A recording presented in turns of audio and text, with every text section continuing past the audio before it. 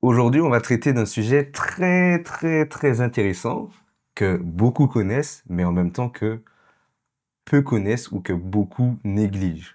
On va parler de Qumran. C'est quoi Qumran? C'est quoi les manuscrits de la mer morte?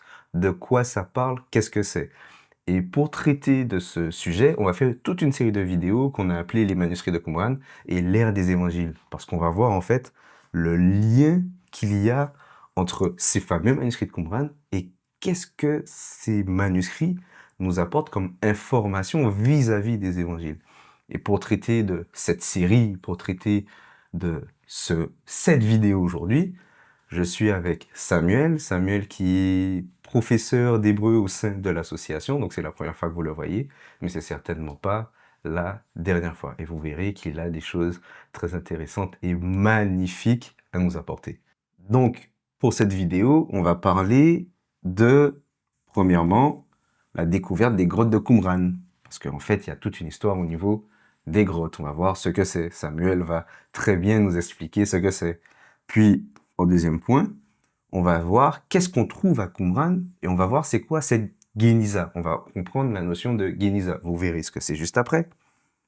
Au troisième point, la sainteté des livres. Parce qu'au final, à Qumran, quand on parle de sainteté des livres, on a une preuve de la, comment dirais-je, de la véracité ou des livres utilisés. Exactement, de leur statut de sainteté et du coup de leur autorité. Exactement. Et ça, c'est très important même pour nous aujourd'hui, avec l'ère où on a, bah, on peut le dire, les musulmans qui essayent de De taper. disqualifier les Écritures, mais Qumran a mis un pavé dans la mare, comme on peut dire. Exactement, exactement. Donc c'est intéressant ce qu'on va voir à ce niveau-là.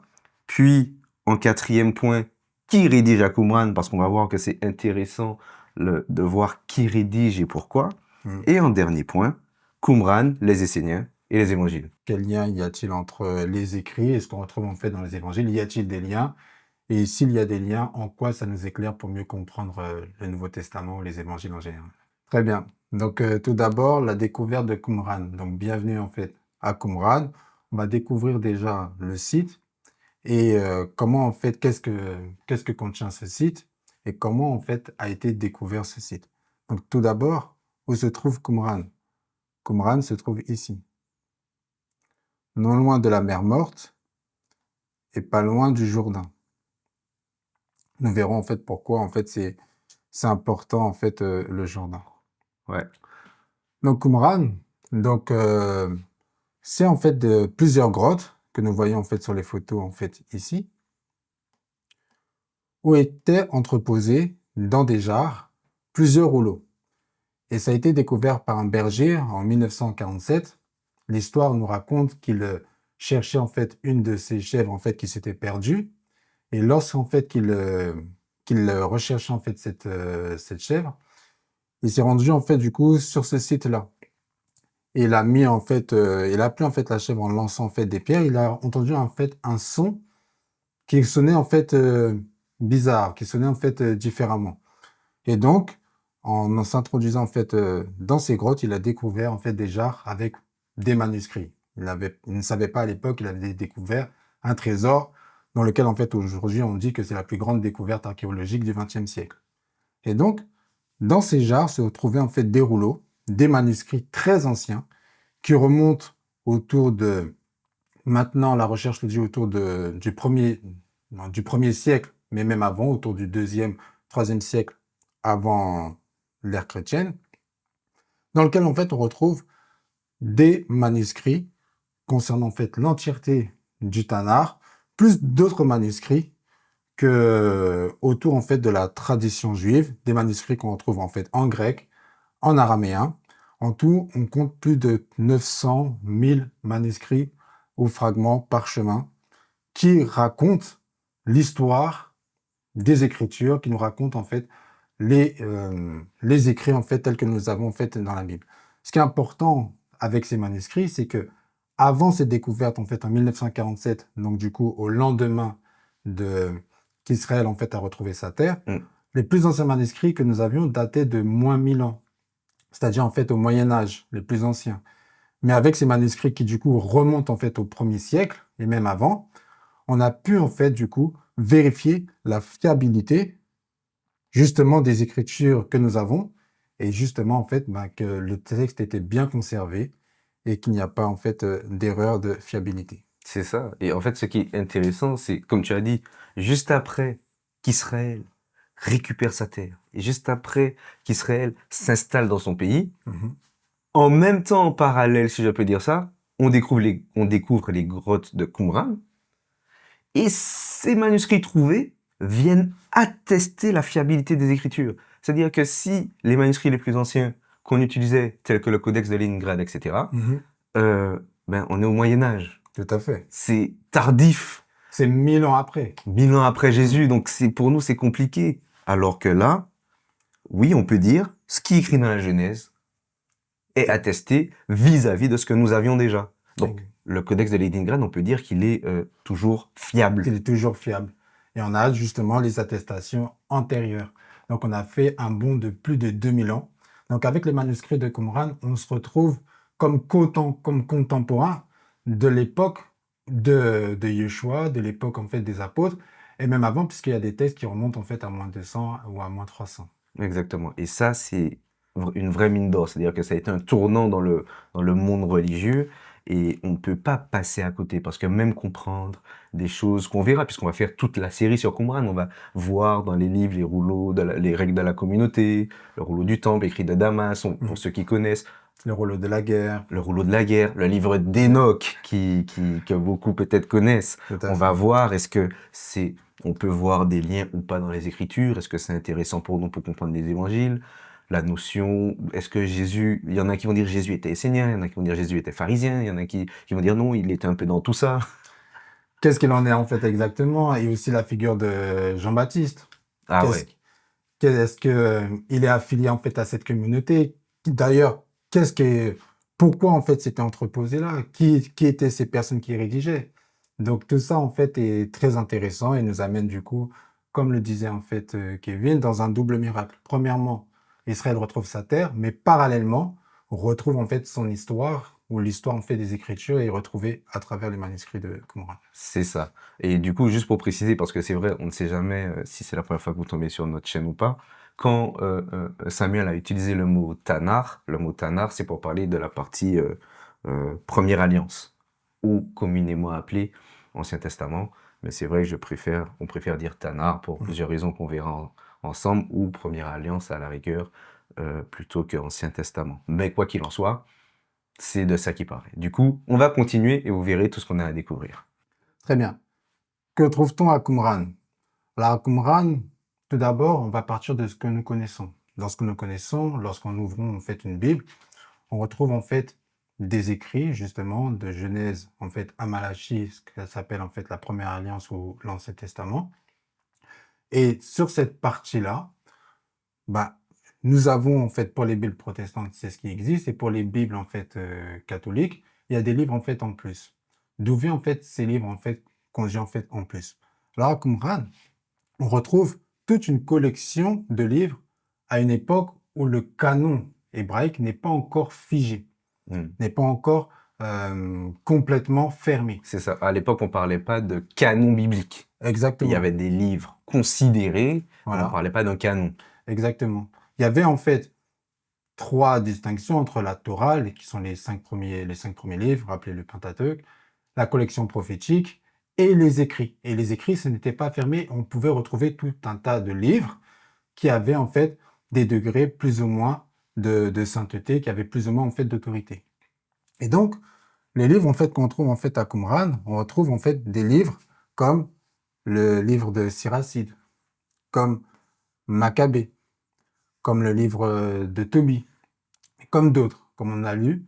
Il y a également en fait un livre, le livre de Melchisédek. Hmm. On retrouve en fait le rouleau de la guerre, le livre des Jubilés, le livre d'Enoch.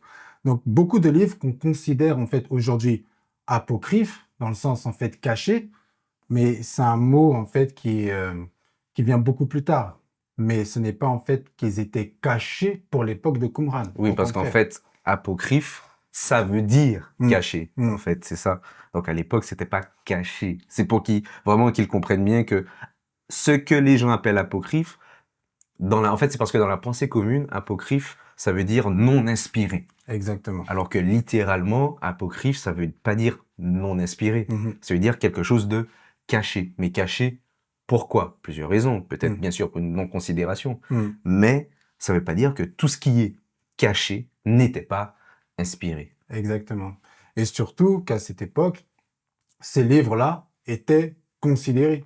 Ces livres-là étaient dans l'ère commune de la collection, en fait, des livres en fait inspirés des livres sacrés, comme le psaume 51 et d'autres écrits, comme on l'a dit, il y en a en fait plus de 900. Énormément, ouais. Et également un texte qui est un texte qu'on a retrouvé complètement en fait dans son entièreté, qui est le grand rouleau d'Ésaïe. Et justement, en fait, ce manuscrit est entreposé en fait au musée en fait de Jérusalem, qui nous permet également en fait de justement de vérifier avec les écrits en fait qu'on a en fait aujourd'hui. Et c'est un livre en fait éminemment important, tant pour son histoire, mais aussi pour sa question en fait prophétique. C'est ça, parce que en fait, même ce grand rouleau, j'ai envie de dire, c'est même l'œuvre, je mets des guillemets, majeure de Qumran, Tout le à rouleau fait. de cul, parce que, en fait, quand on retrouve des livres ou des manuscrits, le problème, c'est que souvent, on va en parler enfin, on en a déjà un peu parlé, on retrouve des fragments. Donc, on va trouver un petit passage, quand les experts le décortiquent, etc., ils vont comprendre, c'est Il est rattaché l'évangile, à il tel est livre. rattaché à tel livre. Mais on n'a qu'un fragment. On ne sait pas si le reste du texte était identique à ça. Mais on sait en tout cas qu'il existait. Exactement. Alors que le grand rouleau d'Ésaïe, il est entier, il est entier, il est complet. En fait, c'est une merveille d'avoir trouvé de cette époque, d'il y a plus de 2000 ans, un rouleau complet. Oui, qui atteste en plus celui que nous avons. Exactement. D'où, en plus, on peut se poser la question, comment ça se fait qu'on le retrouve de cette manière aussi complète? C'est qu'on a pris un grand soin pour pouvoir, en fait, le conserver. Et justement, en fait, les livres, en fait, sacrés, les livres, en fait, inspirés, justement, ils étaient entreposés dans des jarres, en fait, pour la conservation. Et, en fait, ils étaient, en fait, placés justement à Qumran, dans ces grottes qui servent, en fait, comme une bibliothèque. Mais également, lorsque les livres s'usaient ou lorsque les livres, en fait, n'étaient plus utilisables, ils étaient entreposés, en fait, dans ce qu'on appelle, en fait, une guéniza. Une guéniza, ce sont les lieux où sont justement, en fait, entreposés ces manuscrits et ces livres saints, qui permet, en fait, de les conserver, mais les livres, en fait, avaient un statut particulier. C'est-à-dire, en fait, on fallait, en fait, en prendre soin, parce qu'on considérait qu'ils étaient inspirés, on considérait que le nom de Dieu était inscrit, en fait, dedans, donc ils avaient une grande valeur, et donc c'est pour ça qu'ils étaient entreposés dans les guénizas. Et c'est aussi grâce, en fait, à ce grand soin, donc qui montre toute l'importance qu'avaient, en fait, ces livres, qu'aujourd'hui, en fait, 2000 ans plus tard, nous avons pu les retrouver, et aujourd'hui, en fait, qui nous éclairent davantage sur tout le patrimoine, non seulement mondial, mais tout le patrimoine religieux, tout le patrimoine, en fait, de la connaissance des livres saints. C'est ça. Et en plus, ce qui est intéressant, c'est que justement, et c'est ce qu'on a marqué, puisqu'on a repris, on a bien sûr résumé une définition qu'on retrouve dans le dictionnaire encyclopédique du judaïsme, de Guéniza. Et en fait, à l'époque, quand un rouleau, quand un texte sacré n'était plus cachère, comme on dit en hébreu, il était plus praticable, c'est-à-dire que il se détériorait, C'est détérioré tout simplement, par le support. par le support. Ben, au lieu de le jeter, parce qu'on jette pas des textes saints, on brûle pas un texte saint, mais il est plus utilisable. Qu'est-ce qu'on fait? Ben, il y en a même, ça existe des cimetières de Torah, C'est ça. des entrepôts, ou même, comme à Qumran, même ce qui est endommagé, on les conserve. Et cette pratique, au final, nous sauve la vie.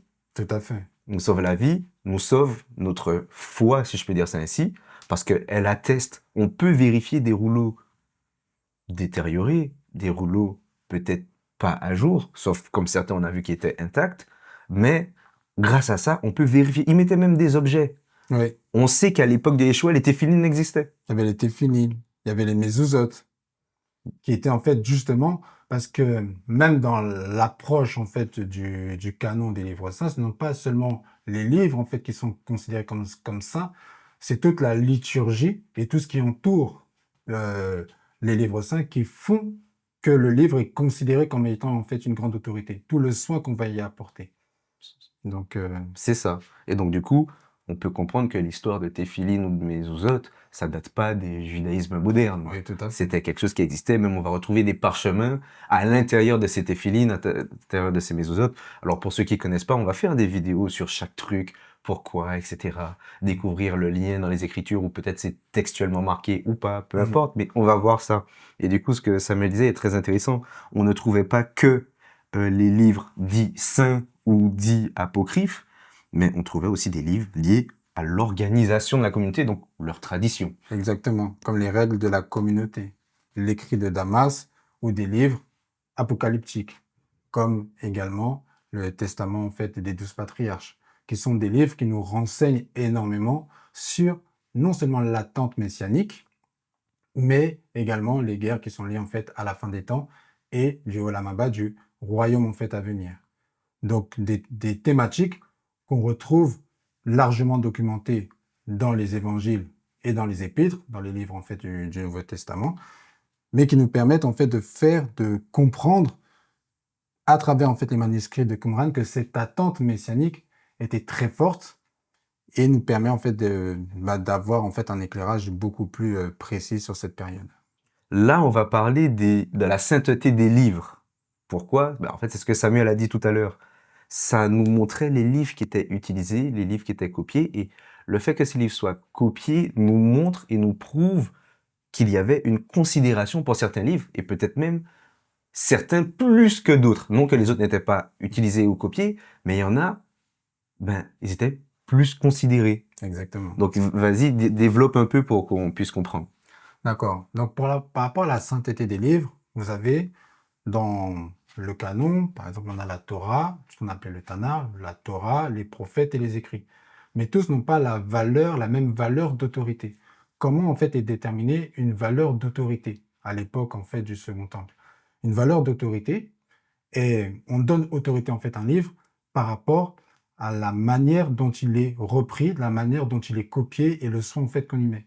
Et à la grande bibliothèque du coup de Qumran, on retrouve en fait ces livres qui nous permettent de comprendre le degré d'autorité en fait qu'ils avaient. Donc, les livres en fait, parmi les livres les plus copiés, nous avons le livre en fait de Deutéronome. Donc, par rapport en fait à la Torah, donc la Torah est le livre en fait qui a effectivement en fait le plus d'autorité, mais le Deutéronome en fait en particulier. Le rouleau des psaumes fait partie en fait des livres les plus copiés. Mais d'autres livres en fait qui peuvent nous paraître en fait moins évidents, étaient largement en fait beaucoup plus copiés. Comme le livre d'Enoch, il y a également en fait la Genèse et Ésaïe, mais le livre d'Enoch était aussi bien copié et donc qui jouissait en fait une grande autorité. Donc le nombre de copies qu'on retrouve en fait dans la bibliothèque nous permet de comprendre l'autorité qu'avait en fait chacun de ces livres. Mais pas seulement. Il y a également les citations. Par exemple, on peut trouver dans un livre une citation qui rapporte en fait à un autre livre, qui montre la teneur du livre qu'on a cité. Donc, et ces citations dans les commentaires, nous allons voir que nous allons les retrouver en fait dans les évangiles. Et lorsqu'on recherche, mais d'où est-ce que ça a été pris tel texte, d'où est-ce que a été pris en fait telle citation, on va voir qu'il reprend en fait un livre, ce qui montre l'autorité qu'avait ce livre en fait en particulier. D'où notamment en fait le livre d'Enoch qu'on va voir et qu'on va développer en fait dans des prochaines vidéos. Il y a également en fait dans les livres en fait qui sont considérés pour permettre en fait sa diffusion, les traductions en fait qui sont faites. Donc en araméen, les targumim par rapport à la diaspora juive et la diaspora israélite en fait en général, pour permettre la diffusion et la transmission et le fait de pouvoir garder en fait les livres, parce que la Torah ou les écrits de manière en fait générale est comme en fait la patrie d'Israël de manière portative. Donc il faut qu'elle puisse être transmise. Donc on retrouve en fait du coup les traductions en araméen et en grec qui nous permettent de savoir si un livre est beaucoup copié ou transmis en fait en grec ou dans une traduction, permet de comprendre l'autorité et la sainteté en fait qu'avait chacun de ces livres. C'est ça, parce qu'au final, si un livre n'a pas d'intérêt, Mm. on va pas le copier, Tout à fait. on va pas le diffuser, on va même pas le traduire. Et on va pas le commenter non plus. Et on va pas le commenter. Si c'est commenté, c'est qu'il a un intérêt. Si il est traduit, c'est qu'il y a un intérêt. Mhm. D'ailleurs, à l'époque du Second Temple, puisqu'il y avait la diaspora hellénistes, Mhm. et il y avait au sein d'Israël, bien sûr, des communautés qui ne parlaient pas l'hébreu correctement. Donc il y a ce qu'on appelle les targumim araméens, Mhm. donc les traductions araméennes. Et ils avaient même une coutume en Israël qu'on retrouve dans les écrits du Talmud. C'était Shne Mikra Mhm. et Rat Targum. Mhm. C'est-à-dire qu'ils allaient lire 2 fois la Torah en hébreu, Mhm. mais pour que le peuple puisse comprendre et s'approprier le texte, ils allaient lire, et Rat Targum, c'est ils allaient lire une fois dans la traduction. Donc Ouais. 2 fois ils lisent le passage, Et une fois.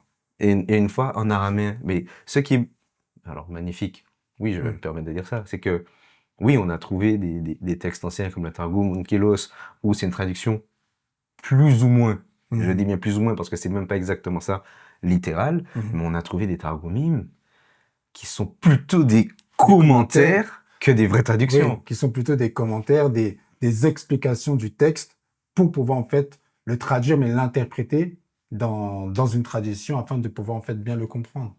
Et effectivement, dans le diaspora, il y a en fait des pôles bien importants, comme en fait en Alexandrie, un pôle en fait Hmm. d'érudits, un pôle, une communauté en fait juive en fait importante. Et donc du coup, forcément, il y a ces traductions en fait qui ont été faites déjà même à l'époque du deuxième siècle. Nous avons ce qu'on appelle en fait la Septante, qui était en fait la traduction d'abord des 5 premiers livres de la Torah en grec, mais pas seulement. Par la suite, en fait, il va y avoir d'autres textes en fait qui vont être traduits également en fait en grec. Qu'on C'est retrouve ça. en fait à Qumran, dans certaines grottes où il y a plus de manuscrits en fait en grec que d'autres. Et ne vous inquiétez pas, restez bien connectés, suivez-nous, abonnez-nous, abonnez-vous, excusez-moi, parce que on va parler de tout ça, des textes de la Septante, les différences, parce qu'il y a des choses magnifiques. Et avant de continuer, ben juste, c'est vraiment bien. Et on comprend que dans les évangiles, il y a des prophètes qui sont plus repris que d'autres. On va voir Ésaïe, Ésaïe, tout à fait. Jérémie aussi. Et Jérémie Jérémie. aussi. On va en voir d'autres, mais on voit qu'il y en a qui sont plus Plus cité, considérés, plus plus considéré. cités. Même au niveau de la Torah, on voit beaucoup de Théonome, Vaïkra. Donc ça montre qu'il y avait effectivement des livres qui circulaient, donc les autres n'étaient pas connus, mais on voit qu'on, tout simplement, on en considérait plus Bien sûr. dans... Certains livres, par exemple, on retrouve dans les évangiles, où on a Yeshua, donc Jésus, qui dit en fait, il est écrit dans la loi, dans les prophètes et dans les psaumes. Et les psaumes pour englober l'ensemble en fait des écrits. Alors, qui rédige la Qumran? Une question très importante et très intéressante qu'il est nécessaire en fait de comprendre et de savoir. Parce que si les livres ont une telle importance, effectivement, donc les auteurs, forcément, en fait, doivent être en fait considérés et comprendre en fait qui ils étaient et qu'est-ce qu'ils faisaient en fait là-bas. Donc, Qumran, on a souvent en fait désigné en fait Qumran, on les a associés en fait aux Esséniens et dans un sens, euh, comme s'ils vivaient en fait complètement en fait en recul de la société ou complètement en fait dans le désert. Mais en fait, la communauté de Qumran, comme on l'a vu, bah, une activité principale était l'écriture et la copie des livres, ce qui demande en fait un certain savoir-faire, qui demande en fait une certaine en fait appétence, une certaine en fait compétence. Et donc, à la base, c'est le travail en fait des scribes et des prêtres d'enseigner le peuple, de transmettre et de copier en fait les textes saints. Donc la communauté de Qumran est d'abord en fait une communauté de prêtres. Une communauté, par exemple, nous retrouvons le Jean-Baptiste qui se trouve pas loin en fait de Qumran. En fait, mais Jean-Baptiste, ce qu'il faut en fait savoir, c'est que lui-même, étant le fils en fait de Zacharie, ben, est prêtre. Et donc, à la communauté de Qumran, en fait, ce sont en fait des prêtres. D'accord? D'ailleurs, nous avons fait ce texte qu'on a retrouvé à Qumran, règle de la communauté, qui dit: et quand ils passeront dans l'alliance, les prêtres et les lévites béniront le Dieu des délivrances et toutes ses œuvres de vérité, et tous ceux qui passent dans l'alliance diront après eux: Amen, Amen. Donc, qui nous montre, dans la règle de la communauté, il s'agissait de prêtres, de lévites et d'autres du peuple qui voudront rentrer dans l'alliance, mais qui étaient dirigés par des prêtres et des lévites. Et donc, sur le site en fait de Qumran que nous voyons en fait ici, il y a toute en fait une organisation, d'accord? On retrouve en fait plusieurs en fait baptistères, d'accord? On retrouve des salles de réunion. On retrouve toute une organisation en fait de la communauté, des écuries, qu'on retrouve en fait ici. Donc, toute une organisation en fait de la communauté qui montre que ceux qui rédigeaient en fait à Qumran étaient des prêtres qui vivaient à Qumran et dans d'autres sites, qui se mêlaient en fait à la ville, mais qui avaient une, comment dire, une théologie, une tradition un peu différente de celle en fait qu'on voit plus aisément dans les évangiles, de manière en fait plus visible, comme les pharisiens et les sadducéens. Il y avait en fait une autre communauté qui en fait avait des livres et qui avait en fait une tradition qu'on a retrouvée. Et pour appuyer ce que Samuel dit, par rapport aux prêtres, aux lévites qui enseignaient, qui rédigeaient, on voit quelque chose de similaire, que ce soit dans le livre d'Esdras et de Néhémie, où on voyait les lévites, les prêtres, Esdras, pardon, appelé Esdras à Sopher, Oui, Esdras le scribe, exactement. ben, c'est eux qui enseignaient. Mhm. On voit que les Lévites enseignaient. De toute façon, on le comprend depuis la Torah, Oui, que c'est leur rôle d'apporter la parole. Mais en gros, ils ont vraiment voulu garder cette, cette lignée, cette manière de fonctionner, et ils étaient beaucoup axés sur ça. Les prêtres, les Lévites, qui vont aussi perpétuer la parole et transmettre à la communauté dans une certaine, au final, vérité, c'était leur but. exactement. Et si en fait ils prenaient tout ce soin en fait de garder, d'avoir en fait cette communauté et de transmettre en fait ces livres, c'est qu'ils envisageaient, c'est qu'ils voyaient en fait qu'il y avait en fait un danger en fait de perdre en fait la tradition, un danger de que la Torah s'évanouisse et du coup une situation de d'opposition avec l'ordre actuellement en fait établi. Donc il y avait comme un schisme, comme en fait une problématique entre plusieurs traditions Mm. à travers en fait les prêtres. Et pour ça, c'est lorsque on a pu en fait redécouvrir en fait les manuscrits de Qumran qu'on voit ce qui a motivé les prêtres en fait de Qumran à garder en fait ces traditions et à garder en fait les livres.